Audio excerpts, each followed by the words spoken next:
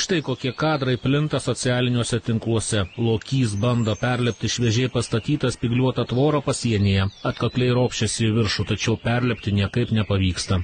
Matyti, kaip žvėriui trukdo tvoros viršuje esanti dygliuota viela.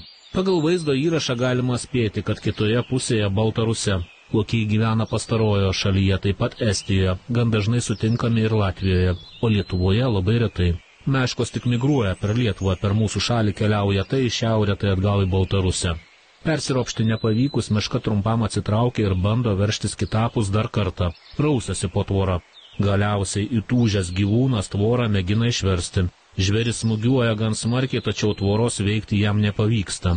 Lokiui tikriausiai teko ieškotis aplinkelio. Šie gyvūnai nesunkiai suranda, pro kur pralysti. Tai gali būti ir upė. Lokiai puikiai plaukia, o tvorų upėse nėra.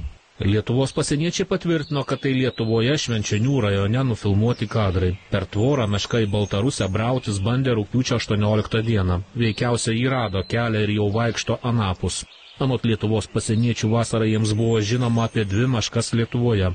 Viena klaidžioja Švenčionių rajone, kita palei sieną klaidžioja Šalčininkų rajone vadinamoje Dieveniškių kilpoje.